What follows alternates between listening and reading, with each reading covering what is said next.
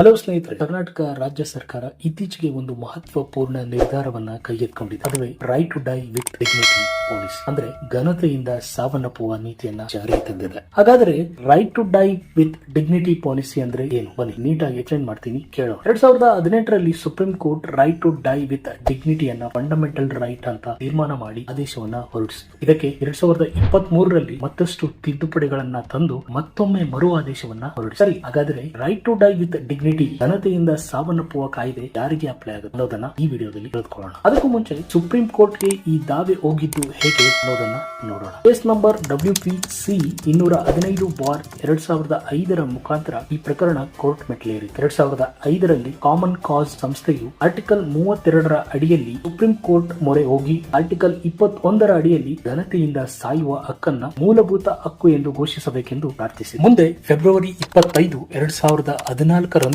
ಆಗಿನ CJI P Sadasivan, Ranjan Gogoi ಮತ್ತು Shivakeerthi Singh JJ ಅವರನ್ನ ಒಳಗೊಂಡ ಸುಪ್ರೀಂ ಕೋರ್ಟ್ ನ 3 ನ್ಯಾಯಾಧೀಶರ ಪೀಠವು ಅರುಣ್ ರಾಮಚಂದ್ರ ಶಾನ್ಭಾಗ್ ವರ್ಸಸ್ ಭಾರತ ಒಕ್ಕೂಟ ಮತ್ತು ಜಿಯಾನ್ ಕೌರ್ ವರ್ಸಸ್ ಪಂಜಾಬ್ ರಾಜ್ಯ ಪ್ರಕರಣಗಳಲ್ಲಿ ಅಸಂಗತ ಅಭಿಪ್ರಾಯಗಳ ಹಿನ್ನೆಲೆಯಲ್ಲಿ ಸಮಸ್ಯೆಯನ್ನ ಇತ್ಯರ್ಥಪಡಿಸಲು ವಿಷಯವನ್ನ ದೊಡ್ಡ ಪೀಠಕ್ಕೆ ಉಲ್ಲೇಖಿಸಿತು. ಮಾರ್ಚ್ 9, 2018ರಂದು Deepak Mishra, CJI AK Sikri, MM Khanwilkar, DY Chandrachud ಮತ್ತು ಅಶೋಕ್ ಭೂಷಣ್ JJ ಅವರನ್ನೊಳಗೊಂಡ 5 ನ್ಯಾಯಾಧೀಶರ ಪೀಠವು ಘನತೆಯಿಂದ ಸಾಯುವ ಹಕ್ಕನ್ನ ಮೂಲಭೂತ ಹಕ್ಕು ಎಂದು ತೀರ್ಪು ನೀಡಿತು. ಜುಲೈ 19, 2019ರಂದು Indian society for critical care 2018ರ ತೀರ್ಪಿನಲ್ಲಿ ಸೂಚಿಸಲಾದ ಕೆಲವು ಮಾರ್ಗಸೂಚಿಗಳನ್ನ ಮಾರ್ಪಡಿಸಲು 5 ನ್ಯಾಯಾಧೀಶರ ಸಂವಿಧಾನ ಪೀಠವನ್ನ ಕೋರಿ ವಿವಿಧ ಅರ್ಜಿಯನ್ನ ಸಲ್ಲಿಸಿತು. ಮಾರಕ ಕಾಯಿಲೆ ಪೀಡಿತ ರೋಗಿಗಳು ಸಾಯುವ ಹಕ್ಕನ್ನು ಚಲಾಯಿಸುವ ವಿಧಾನವು ಅತ್ಯಂತ ತೊಡಕಾಗಿದೆ ಮತ್ತು ಅದನ್ನ ಸರಳಗೊಳಿಸುವ ಅಗತ್ಯವಿದೆ ಎಂದು ಅವರು ವಾದಿಸುತ್ತಾರೆ. ಈ ಪ್ರಕರಣದಲ್ಲಿ ನ್ಯಾಯಮೂರ್ತಿ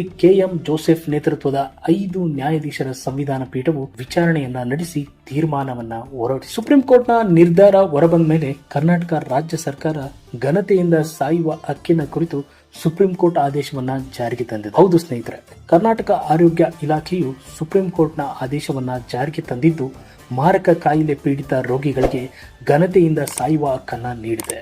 ಗುಣಪಡಿಸಲಾಗದ ಕಾಯಿಲೆ ಇರುವವರಿಗೆ ಅಥವಾ ಜೀವರಕ್ಷಕ ಸಾಧನಗಳಲ್ಲಿರುವಾಗ ಚೇತರಿಸಿಕೊಳ್ಳುವ ಸಾಧ್ಯತೆ ಇಲ್ಲದವರಿಗೆ ಈ ನೀತಿ ಅನ್ವಯಿಸುತ್ತದೆ. ಹೊಸ ನಿಯಮಗಳ ಅಡಿಯಲ್ಲಿ 2 ಹಂತದ ವೈದ್ಯಕೀಯ ಪರಿಶೀಲನಾ ಪ್ರಕ್ರಿಯೆಯು ಪ್ರತಿ ಪ್ರಕರಣವನ್ನು ನಿರ್ಧರಿಸುತ್ತದೆ.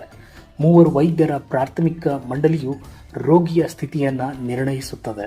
3 ವೈದ್ಯರು ಮತ್ತು ಒಬ್ಬ ಸರ್ಕಾರ ನೇಮಿಸಿದ ವೈದ್ಯರನ್ನ ಹೊಂದಿರುವ ದ್ವಿತೀಯ ಮಂಡಳಿಯು ನ್ಯಾಯಾಲಯಕ್ಕೆ ವರದಿಯನ್ನ ಕಳುಹಿಸುವ ಮೊದಲು ಸಂಶೋಧನೆಗಳನ್ನ ಪರಿಶೀಲಿಸುತ್ತದೆ. ನ್ಯಾಯಾಲಯವು ಅನುಮೋದಿಸಿದರೆ ವೈದ್ಯಕೀಯ ಮೇಲ್ವಿಚಾರಣೆಯಲ್ಲಿ ಜೀವ ಬೆಂಬಲವನ್ನ ಹಿಂತೆಗೆದುಕೊಳ್ಳಲಾಗುತ್ತದೆ.